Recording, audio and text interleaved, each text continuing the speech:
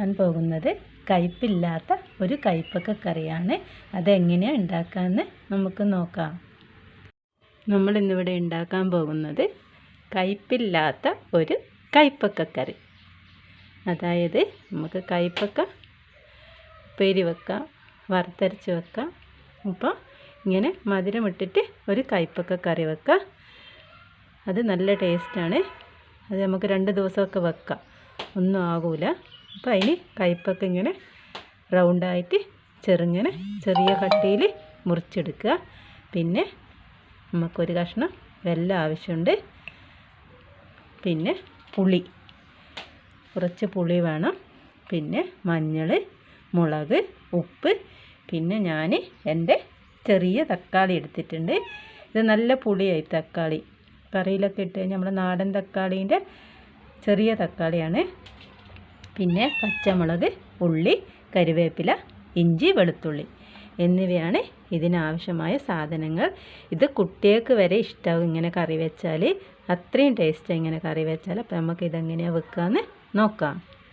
അപ്പോൾ കയ്പക്ക കറി വെക്കാൻ വേണ്ടിയിട്ട് ഞാൻ ചട്ടി ഉണ്ട് അടുപ്പത്ത് വെച്ചിട്ട് നമുക്ക് വെളിച്ചെണ്ണ ഒഴിച്ച് കൊടുക്കാം. കടുക് ഇട്ട് കൊടുക്കാം. ഇത് പൊട്ടി വന്നിട്ടുണ്ട്. നമുക്ക് പുളി ഇട്ട് കൊടുക്കാം. വറുത്തരച്ച് കയ്പക്ക കറി വെച്ചാലും നല്ല രസം. പേര് വെച്ചാലും ഒക്കെ കയ്പക്ക നല്ല ഇവിടെ എല്ലാവർക്കും ഭയങ്കര ഇഷ്ടം. കയ്പക്ക അച്ചാറ്, പുളി നല്ലോണം കാട്ടുക.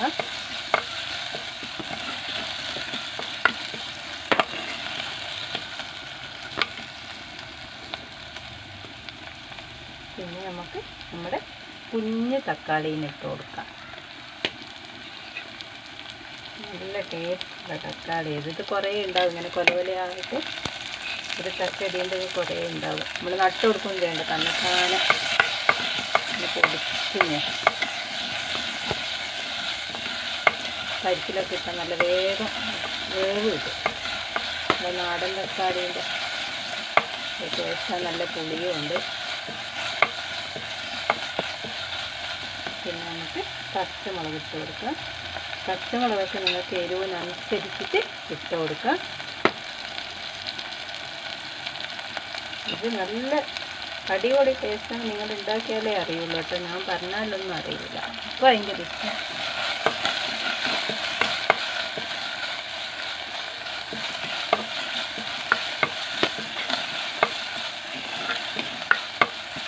പിന്നെ നമുക്ക് ഇഞ്ചിയും വെളുത്തുള്ളിയും ഇട്ട് കൊടുക്കാം.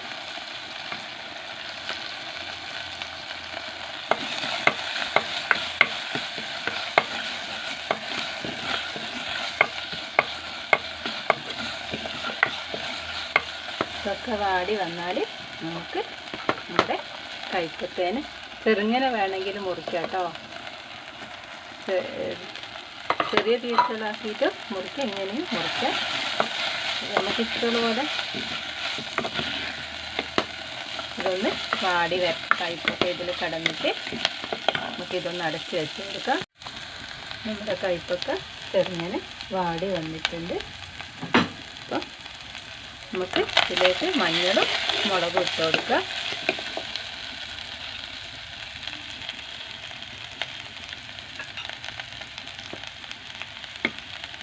പിന്നെ ഉപ്പ് ഇട്ട് കൊടുക്കാം. എന്നിട്ടിത് മുളകിൻ്റെ പച്ച മണമൊന്ന് മാറി കിട്ടാൻ വേണ്ടിയിട്ട് ഒന്നിതിൽ കിടത്തി ഇങ്ങനെ വഴറ്റിയിട്ട് കൊടുക്കാം. എന്നിട്ട് കുറച്ച് വെള്ളം ഒഴിച്ചിട്ട് നമുക്കിതൊന്ന് വേവിച്ചെടുക്കാം. എന്നിട്ട് പുളി വെള്ളം ഒഴിച്ച് കൊടുക്കുക. കുറച്ച് വെള്ളം ഒഴിച്ച് കൊടുത്താൽ മതി. ഇത് മൂടി വെച്ചിട്ട് കുറച്ച് നേരം വേവിച്ചെടുക്കാം.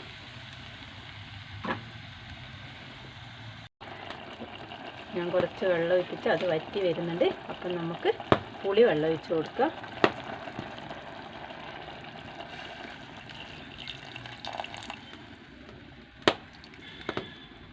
പുളി വെള്ളം ഒഴിച്ച് കൊടുക്കാം. നമുക്ക് ഈ വെല്ലം ഇതിലേക്ക് ഇട്ട് കൊടുക്കാം. എന്നിട്ട് മൂടി വെച്ച് കൊടുക്കാം. ചെറിയ പുകയുണ്ട് കേട്ടോ.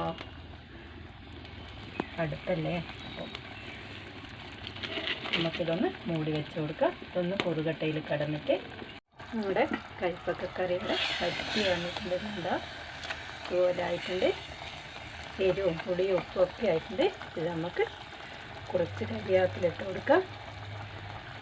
എന്നിട്ട് നമുക്കിത് വാങ്ങി വെക്കാം.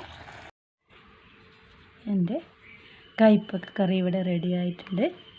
ഇത് കണ്ടോ, നല്ല ടേസ്റ്റാന്ന് പറഞ്ഞു കഴിഞ്ഞാൽ പുളി, എരിവ്, ചെറിയൊരു മധുരം ഒക്കെ കൂടിയായിട്ട് ഇത് നല്ല ടേസ്റ്റാണ്. കാണാൻ തന്നെ കണ്ടില്ലേ. അപ്പോൾ ഇതുപോലെ നിങ്ങൾ കയ്പ്പക്ക ഉണ്ടാക്കി നോക്ക്. കയ്പ്പില്ലാത്ത കയ്പ്പക്കക്കറി.